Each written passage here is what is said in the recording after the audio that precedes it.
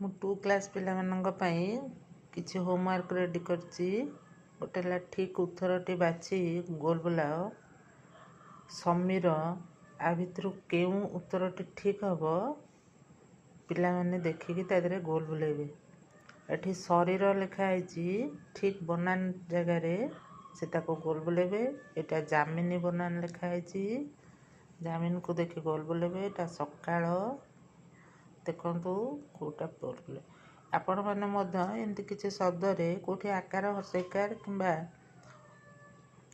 ସ୍ୱର ଯେକୌଣସି ସ୍ଥାନ ପରିବର୍ତ୍ତନ କରି ପିଲାମାନଙ୍କୁ ଦିଅନ୍ତୁ, ସେମାନଙ୍କର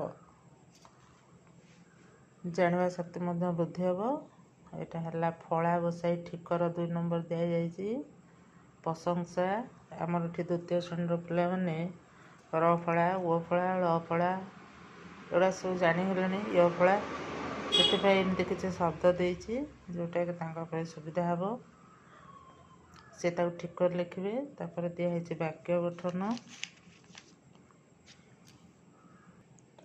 ରିକ୍ସା, ସଜନ, ତାପରେ ହରଣ କର କିଛି ଦେଇଛି ହରଣ କରିବାକୁ, ଯେଉଁଟାକି 12 ପଚାରକ ସେମାନଙ୍କର ତ ହେଇଗଲାଣି 21 ଯାକେ।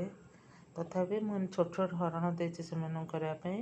ଆଉ ଲାଷ୍ଟକୁ ଦେଇଛି ଆମ ଗାଁ ସୁନ୍ଦର ସୁନ୍ଦର ଅକ୍ଷର କରିକି ଲେଖିବେ ସେମାନେ, ଏବଂ ସେଥିପାଇଁ ମୁଁ ମାର୍କ ମଧ୍ୟ ତାଙ୍କୁ ଦେଉଛି। ତାଙ୍କର ଇଣ୍ଟରେଷ୍ଟ ସହିତ ସେମାନେ ସୁନ୍ଦର ଅକ୍ଷର ଲେଖିକି ଆଣିବା ପାଇଁ ସେ ଚେଷ୍ଟା କରିବେ।